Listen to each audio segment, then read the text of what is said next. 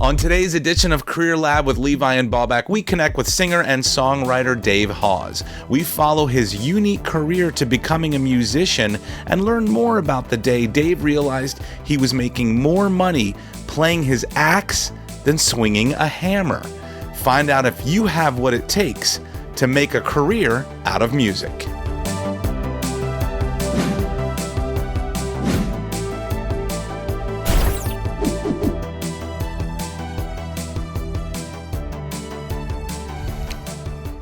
Welcome to Career Lab with Levi and Babak. I'm Levi Maya in the Lighthouse studio with Babak Bebahanian.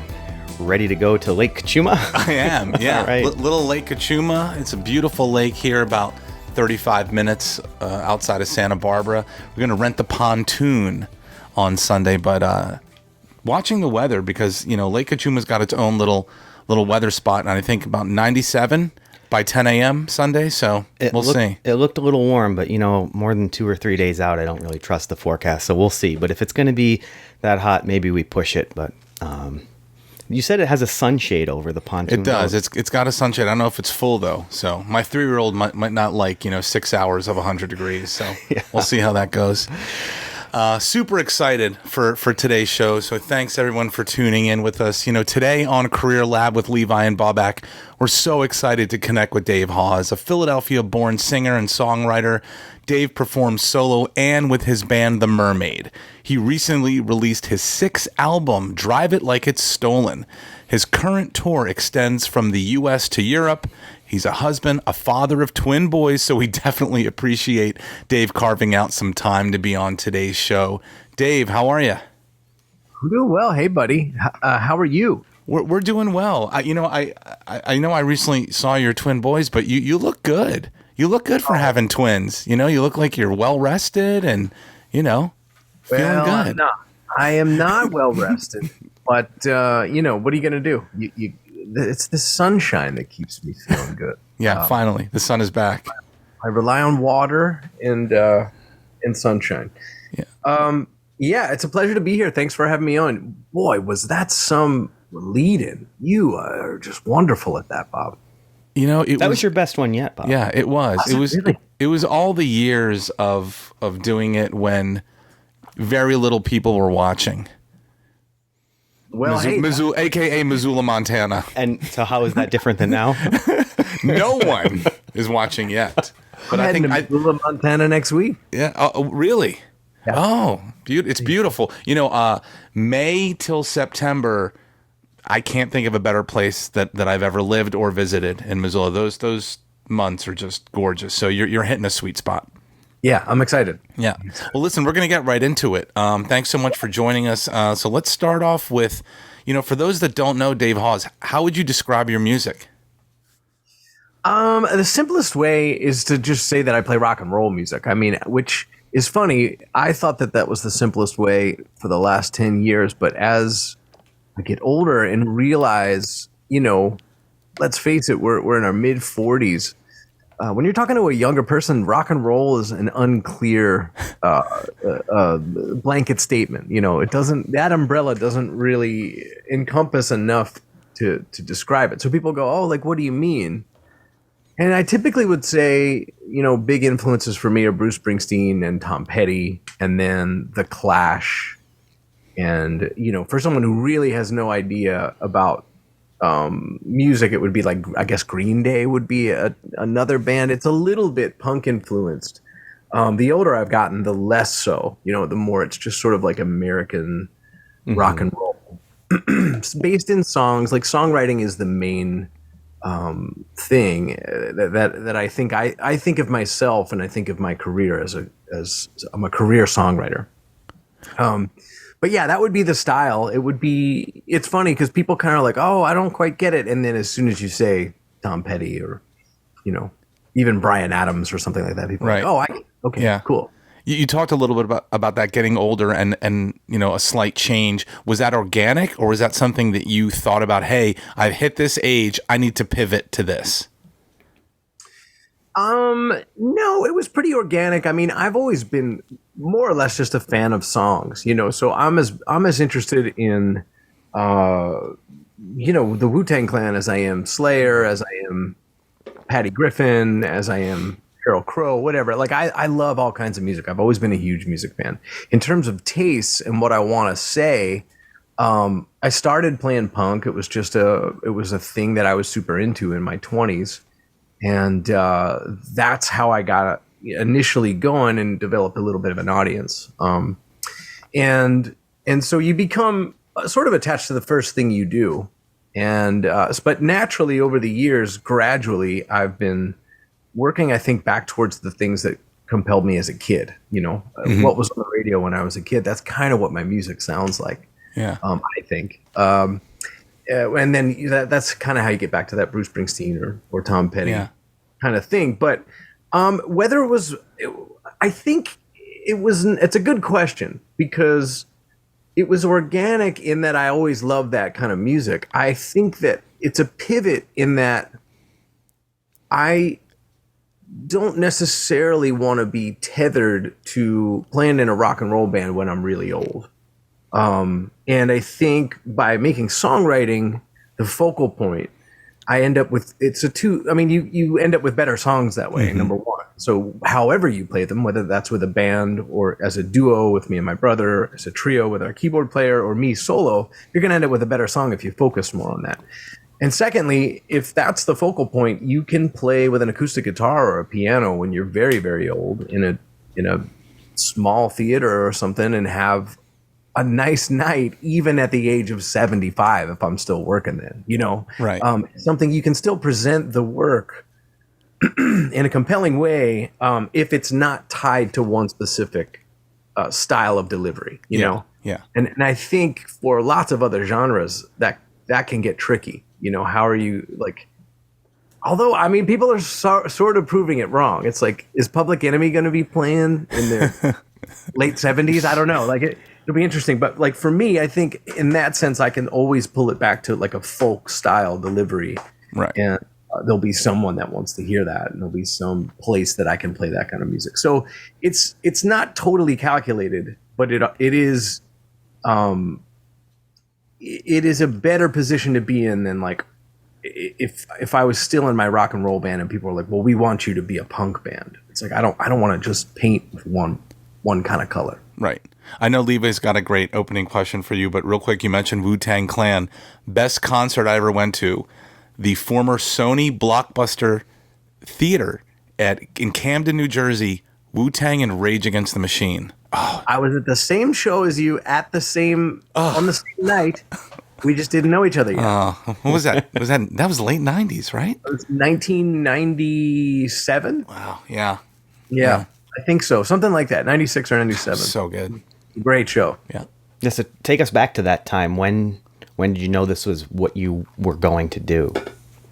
Well, that time I had pivoted. I was going to college right out of high school. I went to a private Christian school outside Philadelphia. My folks were super into evangelical Christianity, and I was not. And so that created a very rebellious streak, a big rub. And so that, I think, was a big part of why punk was so attractive. It was it was something where that rebellion was expressed well. Mm-hmm. But let's see, right out of high school, I was working at a fondue restaurant called the Melting Pot in Chestnut Hill, Philadelphia. Delicious. Yeah, and I was going to Temple University, and I was going to make movies. That's what I thought. I went in and took some film courses initially. And the second semester I was there, the owner of the fondue restaurant asked me to manage the place. And so it didn't take me long to figure out what his hustle was, but the initial allure of that was, oh, wow, I'm not even old enough to drink, and I'm going to be running a restaurant, and I'm going to be hiring people. And you guys can do the math on what that, what those opportunities presented to an 18-year-old kid. It was great, and then it very quickly led to strip poker in the basement games and, booze flowing very freely and very, very late nights and all this other, madness that would happen when you give the keys to your restaurant to an 18-year-old kid. But so that was an initial pivot. And I did that for a while, and I realized how far that was going to take me away from music. And but I had to make some money, I had to figure something out. And so I figured a friend of mine was doing commercial HVAC work, and he was like, "Look, you can come work for me, and then you'll be available to go to shows on the weekends and at night." And I mean, little did I know, it was like he had to be up at 5 a.m. It was like a real commercial construction job. But I pivoted away from the restaurant thing to that. And then, it just sort of naturally grew. But ultimately, the thing that kind of turned the crank for me was I started to roadie for bands. I started to be their either t-shirt person or guitar tech or tour manager, things like that. Like I figured it out pretty quick how to tour. And once I saw that economy, the touring economy, and I was like, oh, and I was touring with punk bands. And the various people that I worked for took me under their wing and were kind enough to kind of show me how that all worked, particularly the Bouncing Souls from New Jersey, who have, a 40-year career and tour all over the world and have put out countless records and sold a lot of records. And, they still play, they played Asbury Park on Saturday to 4,000 people. Wow. And so they're an institution in the punk rock scene and in New Jersey and so on. And so they took me under their wing and kind of showed me like, hey, this is what being a touring musician looks like. And they were really encouraging in that they heard that they knew I was writing songs and playing little guitar riffs and things like that. And they were really encouraging for me to get my own thing going. And so that kind of really accelerated. It put me in a really good position because by then I had been touring for years. I kind of knew what to do, what not to do. I had been banking songs while I was tuning their guitars and, partying and going all over the world. And I want to know what not to do. Partying.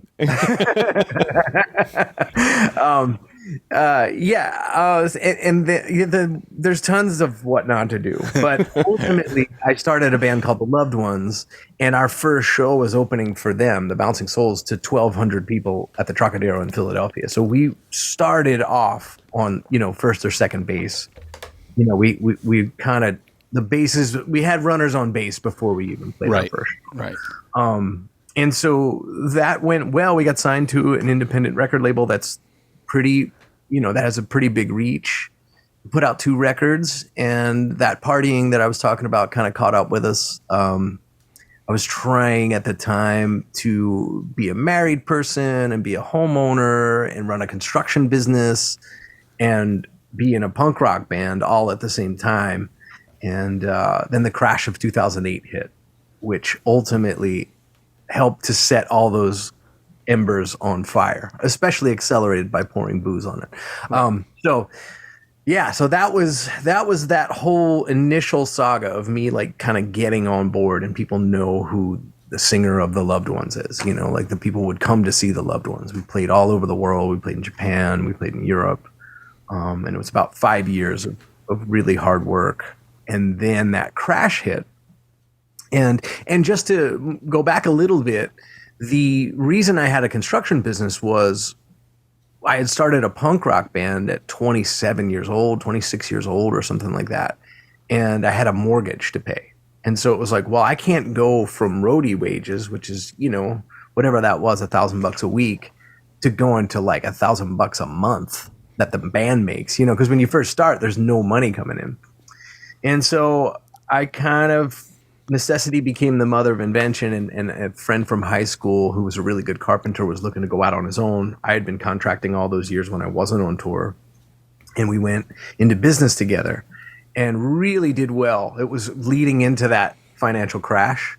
So money was cheap. People were putting all kinds of kitchens in and bathrooms in, and the sky was the limit, and we were making really good money, and that subsidized my ability to go out and play in a rinky-dink punk rock band that was sort of making its way.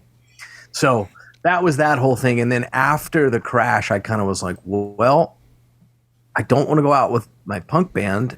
There's no, people aren't going to shows, and there's 4 of us. How are we going to split? I got to split up the money 4 ways, and there's no carpentry work that's worth a damn. What if I just went out with an acoustic guitar and gave it a whirl? And so little by little, from 2009 to 2010, I started to I was contracting and going out on little tiny acoustic tours and being like, oh, wow, well, if I sell a couple t-shirts and I get paid a couple $100, like I'm making carpentry wages and I'm playing my guitar. I guess this is what I'll do. I'll be a solo singer-songwriter. So to answer your earlier question of was it a pivot? It was a little bit necessity and a little bit well, I always wanted to do this. This is just accelerating the rate at which I'm doing it. So when you were making carpenter money, but playing the guitar, was that the point where you were like, okay, this can be a career for me?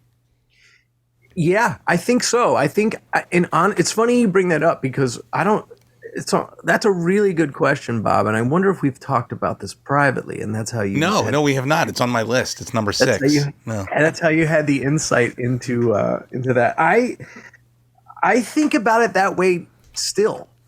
In other words, when I'm assessing what we do and don't want to do, or what we can do, or where we're going to go, I always think about it as if I was a carpenter. I'm like, well, if I was a carpenter, I would be making this. And we're actually making this today. And it's me and my brother and, off in a band. And I'm like, well, I'm way ahead of where I'd be if I was swinging a hammer. And that oftentimes is the floor that I have for my earning. You know what I mean? I'm like, well, I'm making more than I would as a contractor. Now, the problem with that is I'm many years older. I'm not a carpenter. And I was never a carpenter that just went to work with a tool belt and had a day rate. I was a business owner. And so therefore you're making a lot more than a carpenter. But that's just sort of still the way my head works when it comes time to make business decisions. And I think it drives my brother, who's my business partner now, a little crazy. He's like, well, what do you mean? What does carpentry have to do with anything? And well, you got to understand that when you go through a financial crisis like that and it impacts your entire life, there's certain responses that kick into money that are kind of automatic, where I'm like, oh, I mean, I was like, what the hell am I going to do?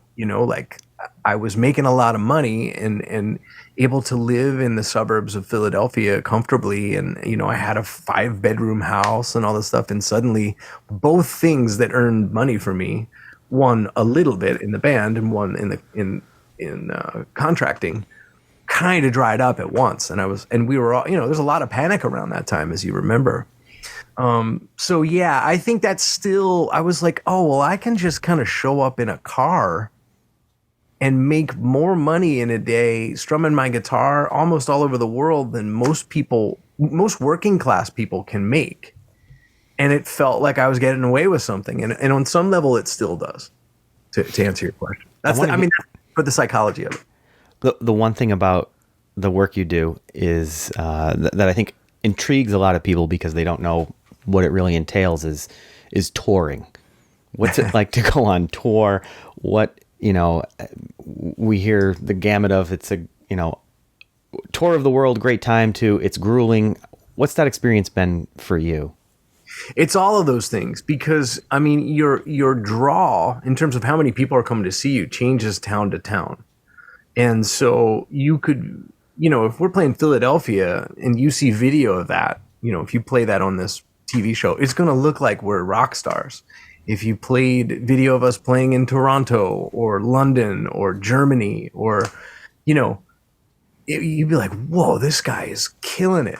But if you saw what we did in New Orleans or Houston or Cincinnati or whatever, it's very, very humble. It looks a lot more like we're playing in a coffee shop kind of thing. And there's 100 people and they buy merch. And so I think in order to continue working, I've always thought about it like I can always contract back down to that guy with an acoustic guitar because then all the money that's coming in is mine. Right. So there's that. But then we also have ambition and we have artistic choices. And so if there's 700 people that come to see us every night in Germany, well, we're going to get a bus and we're going to bring a band and we're going to make it special. And so I think a lot of times having to think on your feet from a business or career standpoint sometimes informs the art and how you present it. And sometimes it's the other way. Sometimes I'm just hell bent on doing a thing and it costs way too much money. And my manager and my brother are like, what the hell is the matter with you? I'm like, no, we have to do this. But a lot of times I'm like, well, what's coming in for, these 10 shows we just got offers for? And I assess it and I go, that's worth it if I go with just Tim. It's not worth bringing the band. Right. And so it's a lot of that. The day-to-day, to answer that question, because I think that's what people really want to know. Yeah. If it's Europe, it's what you think. It's there's a bus and the bus pulls up and we wake up in the bus and there's a coffee maker on the bus and we're just like, hey man, and we walk down and we get food and there's food backstage and there's lights and amazing sound and there's the drummer and the merch person and the whole spiel. It's the thing you're thinking, right? Mm-hmm. And then afterwards there's free beer everywhere and there's free, there's people that want to meet us and all this other jazz. That's what that's like.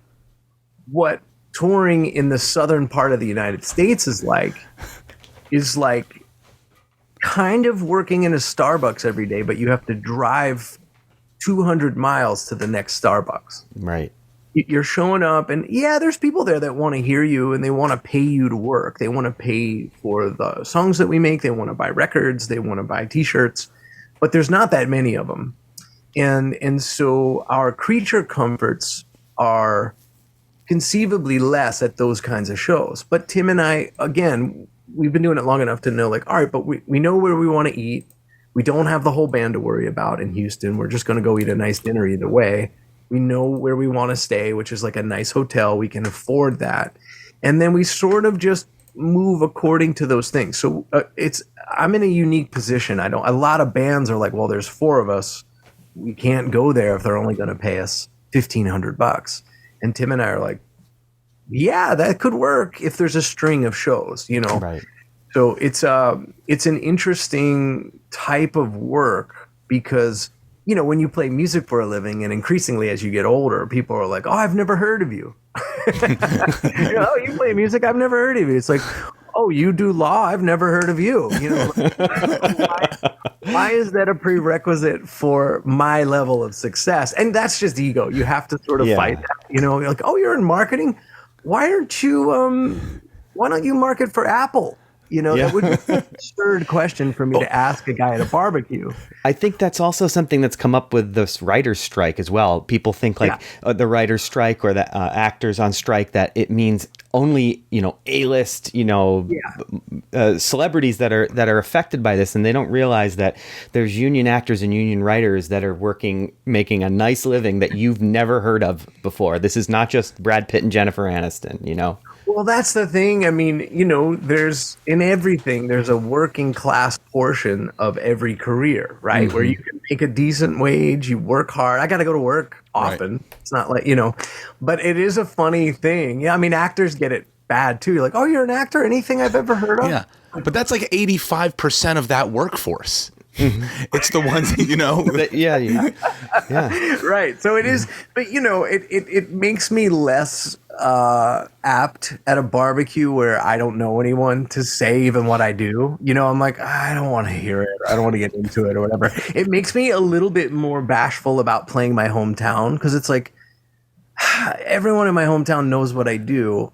And having a show in our hometown is like, it's going to be okay, but I don't play in Santa Barbara. I most of my career is built in other places, but I don't want to have to play and then tell my mother-in-law or my friends who aren't into music, you should see how it goes in Chicago. It's like it can be discouraging, and it also keeps your feet on the ground because you're like, well, look, I'm like everybody else. I got to go to work, The thing that I think for me that's so cool is my work is compelling. I like my work. I like to write songs. I like to put out records. I like to play shows. Mm-hmm. And the travel, yes, it can be grueling. The flights get canceled and things get moved around and oh my God, I got all this gear. Yes, all that's true. But I mean, I get to go everywhere and we get to choose where we go for the most part. And get to kind of more or less say how much we need to make, and it happens. That is incredible. And so I never want to lose sight of that. And now that I have kids, I can conceivably show them America and Europe whenever they're kind of old enough. And not have to pay for it. You know, like that's just such a gift that I've been given. It exploded my mind when I started to travel outside of my original surroundings, which were, Philly, Jersey, and Right, New York. right. So Another piece I want to touch on, with your writing, in addition to songs, an article. I know you wrote an article in USA Today. I think the title, and I might get it wrong, was, Taylor Swift, owning her masters was really true punk, right? Yeah. Versus what you do. Talk a little bit about what that meant and why that was important for you to write. Well, I just got asked by someone who is a fan that writes for USA Today to elaborate on a tweet. I tweeted essentially what you're saying, that pull quote or whatever, like, oh my God, who knew Taylor Swift was the punkest person on planet Earth? Now, the subtext of that is that punk is this ethos where you do what you want, and you do it whether or not you have the backing of a corporation or a company or not. You just figure out how to do what you want to do. It's a blanket term for do it yourself. Yeah. It's also a style of music. So for anybody out there who's like not as much in those weeds, that's what I meant by that. It's a punk thing. It also is defiant in that she got hoodwinked. She had her masters owned by one person, and that person or that company sold them to her like arch nemesis.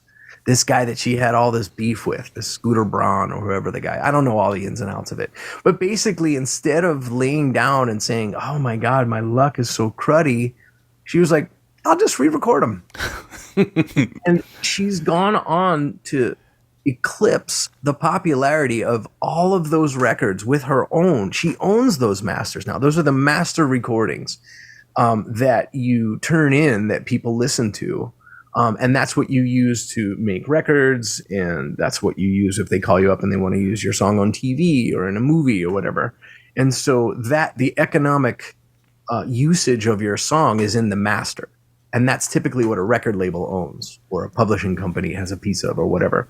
And so ultimately, I just want to interrupt and ask, because for listeners who don't understand all the like complexity of copyright and ownership of music, what are the different things? Obviously, there's the masters, there's the lyrics, there's the song. Like, how many different people can own one song? Well, it depends on how many people wrote on it, really. Mm-hmm. But you could. I mean, there's the songwriting side of things where there's publishing and writing. Right. And so for every dollar, think of it this way, for every dollar that gets made off of a song for the writers, for publishing, 50 cents goes to the writers, and there could be 10 writers or one writer, depending on who wrote on it. And then 50 cents goes to the publishers. That publishing can be sold, bought, shared, given away. I think like ultimately that gets back to the writing of sheet music. And so like you really, there's no short way to describe all this, but the master is the recording. That's what's playing. That's what's being used to play on streaming services or on a CD or on a vinyl. The master is the recording of that song and the intellectual property attached to that has to do with publishing. Okay. What she's saying is, I mean, she still sells tons of records. Most people don't. And that master recording is still being streamed in the billions, And so for her arch nemesis to get a hold of that and to monetize that, sure, she gets a cut of it. But the lion's share of that recording is still owned by somebody else. And therefore, the risk they originally took, the reward is theirs. So she owns the songwriting and the master recording of the new ones that she's recorded. Right. Okay. Right. And she's breaking every record there is for live shows too. So this person, by controlling as much as she possibly can, it doesn't get exploited. Right. And all I was trying to say in that article was so many of the people in my circle, the punk rock circle or whatever, claim this family thing. They claim, we're all in it together, and but they're allowing themselves to either be exploited or other people are deciding to exploit them. And I was like, it's just funny. The older you get, you're like, well, you're not actually doing it yourself. You signed to a label. That label holds on to your master forever, etc. And I just thought it was so bold and fierce, ferocious of her to just say, I'm going to take all the time I need, re-record these, and I'll make all the money. You and your investment are now out. It's just so cool. Yeah, my wife quickly explained to me what Taylor's version meant. Right. Like when she's driving and I'm manning the music playlist. Make sure when you play Taylor, it's Taylor's version. I mean, well, think about that messaging. She was able to get that through to most people that don't think about this kind of stuff. Right. They just know she got done dirty. And if I listen to Taylor's version, I'm actually helping the artist. So people have this innate sense, I think, when they fall in love with songs and an artist's perspective and things like that, that they want their money. They want as much of the $10 as they're spending to go to the artist. Mm-hmm. And I think that knowing that as a fan has given me a lot of license to do, no pun intended, to take control of as much of it as we can too. So when I say we, it's me and my brother who co-write the songs, and we own a record label. And this gets to that point. I had done records with independent record labels. We were on a major label, a subsidiary of a major label for most of my solo career. It got bought by this record label I was on, got bought by BMG. And it was like, hey, we got bought by BMG. The opportunities are going to roll in. It was the same. It was like my career grows little by little. Every record I put out, every tour I do, everything's just a little bit bigger. It goes a little bit better, which is amazing. It's typically by 45, your career is over. And so to have that steady growth is great, despite not having like a hit that I can count on and that, pours money into my mailbox every month. But ultimately, as I went, I realized like, okay, well, we're out of contract. They want to sign again. But in the pandemic, I kind of got under the hood and saw, okay, well, they're selling this many records. Could we do that? Like out of my brother's garage in Philadelphia, like set up our little shop and figure out mail order and, farm some of it to Sony distribution, for record stores, and farm some of it to a person in Europe that fulfills mail order there. And if we could, what kind of money are we looking at? And when we flipped into that realm, it was life-changing. It was so amazing because we no longer had to ask for money from a record label. We didn't have to ask them if it was okay to put out a record at this time. And again, I appreciate all the opportunities I got from every record label. Right. But at a certain point, it is by nature an exploitive system. You know what I mean? Like it's somebody going, oh, you need 20 grand? I got 20 grand. Knowing full well that if anything goes right, 100 grand's coming in. Mm-hmm. And you're like, oh, and then you're going back to them going like, could I get another 20 grand? I got 10 more songs. And they're like, could you make it 17? Can we make this one for 17? And you're like, I bet we made 150. It's that kind of thing that I think artists kind of don't understand. And you have so little capital when you're getting going that you're like, all right, I guess I'll just take this bad loan. It'll just get me heard. And I think once I could kind of count on an audience to kind of show up in the thousands of people order our records when we put a record up. And that helps feed my family now. So it's a much different paradigm to kind of work from. Someone comes up to you now and says, Dave, I'm really, I've been working at this. I want to make being a musician a career. What advice do you give them? I don't know. I think that's a great question. It's a question I get asked often, and I rarely have a great answer because I think there's a big difference in what you can do when you're 25 and no one's ever heard you, and what you can do when you're 45 and you've made 6 or 8 full-length records and toured the world, and there's a certain understanding of what your voice is. So there's a little bit more freedom in that, in just establishing your artistic self. But there's also no infrastructure. You don't know who's going to listen or what's going to happen. So I don't know, strategically what to tell anyone. What I would say is if you're going to get involved, you got to be okay with, you got to like all the work. And what I mean by that is, you got to like getting your guitar out in the club and opening it up and like doing sound check, and you got to kind of like driving from town to town, and you got to really like songwriting and the magic that happens when you're sitting there and you have nothing, and then an hour or 2 hours later you have a full song that you could like play for your friend or your boyfriend or girlfriend or whatever. You got to like that part.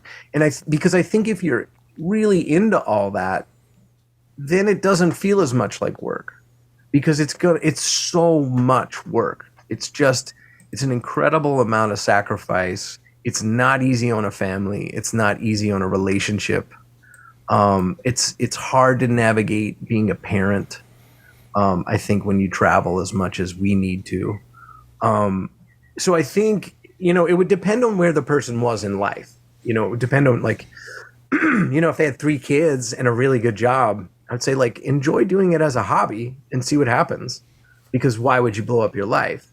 If you were a young kid and you had no entanglements or enmeshments, as isn't that what Will and Jada had, was enmeshment? I think that's the word. Enmeshment. If you have enmeshments, it's really hard to make things happen, because you have to be able to, sacrifice an enormous amount of time and effort just to show up and have nobody be there initially. It's a weird life.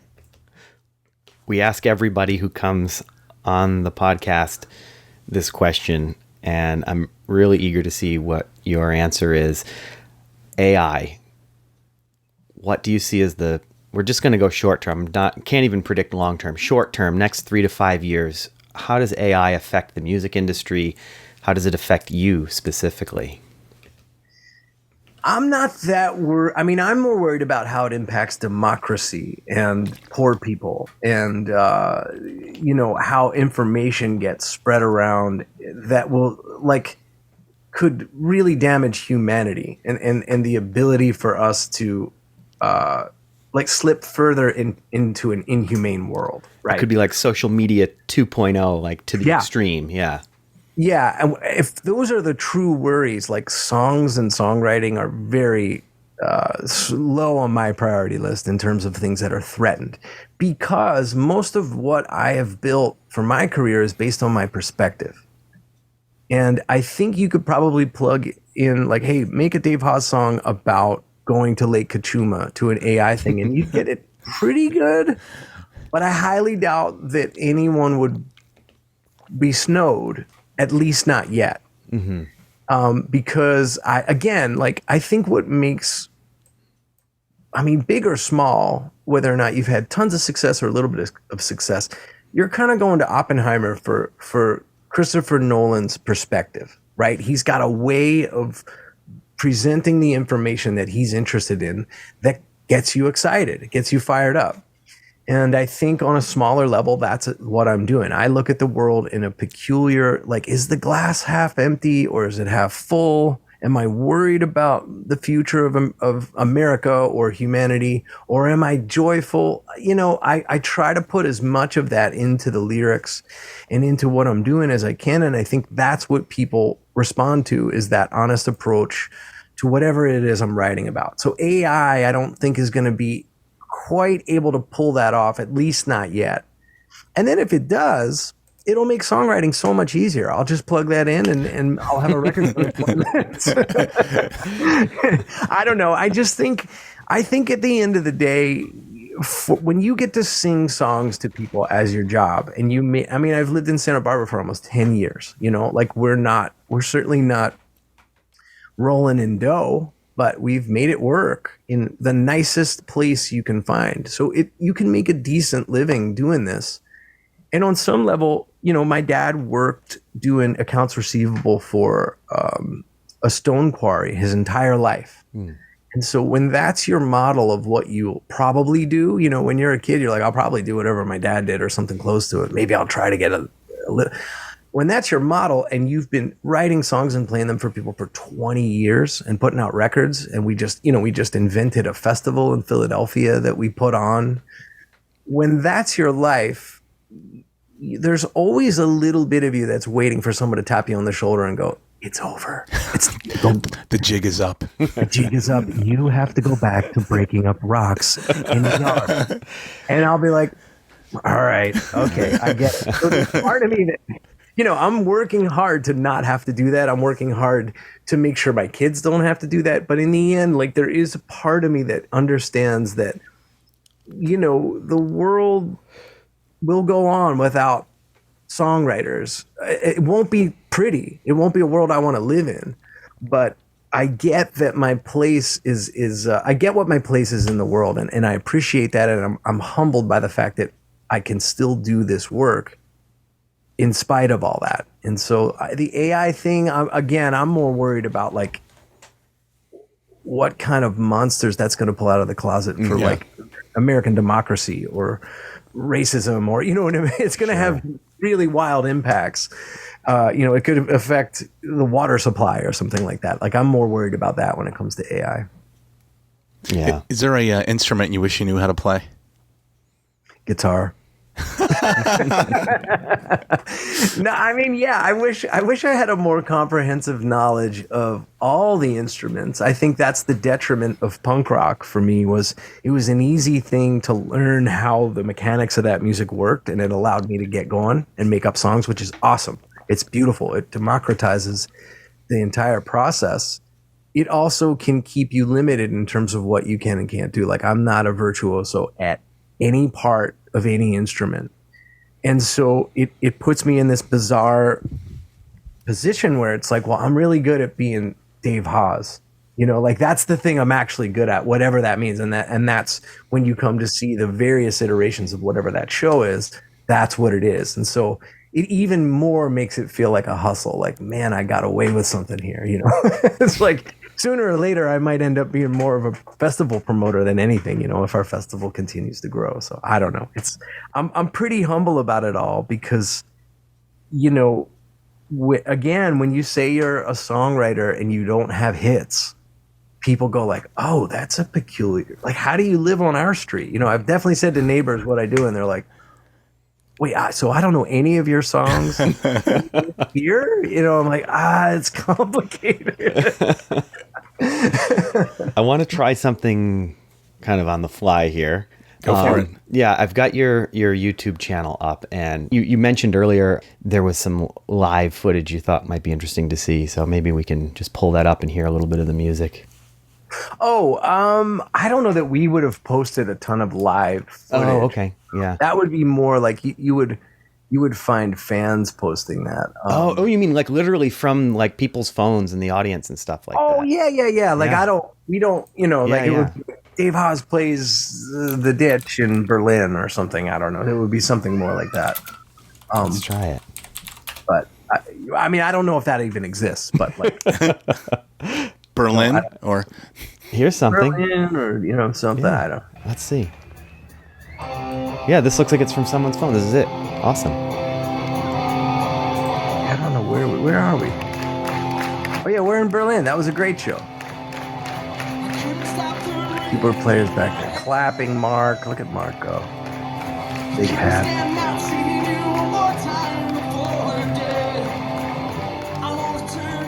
Yeah, I don't know. This was a particularly great show. Oh, good. Glad we picked a good one. It's amazing too now, like with phones. I mean, this looks like something that was shot for, HBO or something. The quality of it is incredible. So yeah, that's what you think of when you think, oh, my friend is a songwriter and this is his work. Like, this is what you think of. This is rock and roll. This is Dave Hause and the Mermaid playing to, I don't know how many people were there, but a big rock club in Germany. Not even a year ago, right? September 16th, 2022. September, yeah. So then, and then you could very easily find probably video of us playing to 100 people in North Carolina last month. Let's see if we can find a smaller show. Oh, you'll be able to. It's funny, Dave. There's a record store in New Jersey we played. Let's see. That was a means of them. Yeah, there we go. That was just in June. And then that's your brother Tim to the left, right? Yes. Yeah.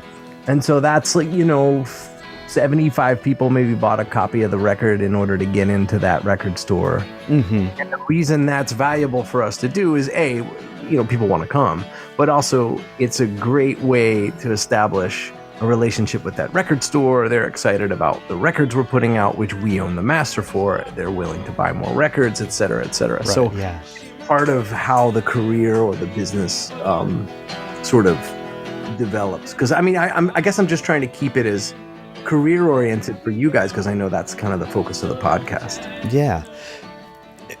You've mentioned a couple times about CDs and selling physical media. Is that still an important revenue stream for you as a musician? And what do you see the future of that being with streaming? The CDs are not, but not. Vinyl is. It is. I think it's been so good for us with selling vinyl that I actually think our streaming numbers for the first time have gone down. Wow. Because our fans know now that we own the record label. Right. They're like, hey, if we buy this record for $25 from Tim and Dave, this is the best way. So that's not a bad thing, right? That streaming may be going down, but if it's, evened out by you'd want it vinyl. to be both, because I still think that streaming is like a way people are discovering you. But we don't make any money off that, even owning the master. Not any, but it's so negligible. It's minuscule. Yeah, it's just like I would much prefer someone bought a record or a CD. It's just I don't know how people even play CDs anymore unless I was just thinking about that. I found some old tapes, some crank calls from my childhood, and they were on cassette tape, and I couldn't even find a way to play. I had to buy a cassette player, and then I realized my cars don't have it. My cars don't have CD players anymore. So it's. Now wait a minute. I see a lot of equipment back there. There's no cassette player anywhere back there amongst all your.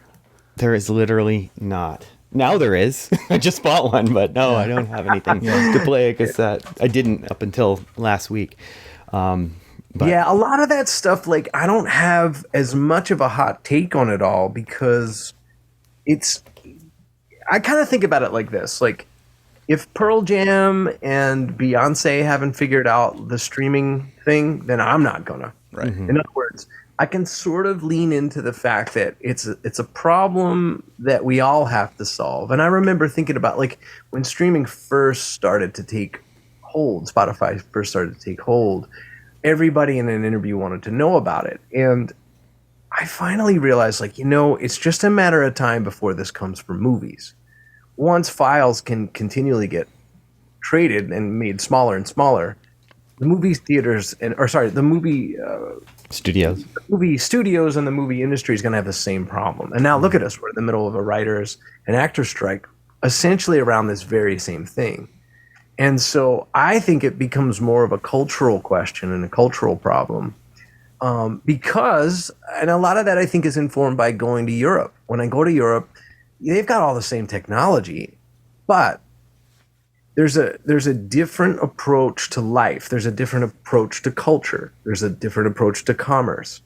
And I think that they place an outsized value on human things, humanity, putting humans first instead of putting profits and corporations first. And I've noticed that over a long period of going over there and a long period of being an American and watching it slide further and further for us in our country towards the bottom line as being the only governing principle. And I think being able to see evidence in other countries where that's not as much the focus, it gives you a little bit of hope. You're like, all right, well, maybe it's just an American thing. I don't know. Yeah. AI can't replace live music. At least it's not going to for a very long time. So the idea of musicians not just, being a musician is more than just recording it and selling it. It's performing it live. It's connecting with fans, right? It's connecting with fans. I think that's the main thing for me that ultimately drives the endeavor is again, you get back to perspective, you get back to lyrical perspective, how you deliver the songs. Some of them are intensely quiet. Some of them are really loud and rocked out and so on and so forth. But ultimately, the goal is to connect in a way that it's really hard to connect in conversation or in regular life or in community. Music does this other magic thing that I haven't found anything like it. I mean, sports does it as well, but it's also divisive in a lot of ways because you're rooting for two different teams. But Go Birds. That's right. Bob and I are never rooting for two different teams. But yeah, I think that's the beauty of music in that it's the closest thing to magic that I've found, and it's a way to communicate with other people that I find that to be such a hard thing to do the older I get and the further along I go. And so to have that kind of glint in your eye when you're playing a song and see that glint get reflected back by someone else, you're like, oh, it made me feel less alone to hear songs and music, and it makes them feel less alone to hear mine. And that is just, that's like worth all of the time, the effort, the lack of money, the discomfort, all that other stuff. When that thing happens, you're like, you feel a little bit elevated out of your own body. You're like, oh my God, I just achieved like a transcendent kind of moment. And that's ultimately really what you're chasing more so than a career. It's more like, can I get away with getting that feeling as often as possible, and how? That's kind of the goal. Yeah, well, I'm glad you've been able to get that feeling for a while now. So Dave, I feel like we could talk to you all night, but really want to thank you so much for coming on. Love to have you back and really appreciate you taking the time. Yeah, man, I'm excited for your endeavor and rooting for it. So I'm happy to do it. Thanks so much for having me on. Well, that'll do it. Yeah. Another episode in the books. As always, you can always listen to us at careerlabpodcast.com and listen to us on Apple and Google Podcasts and Spotify as well. If you like what we're doing, visit our website, like and subscribe to us on YouTube, and get notifications of new shows as soon as they drop.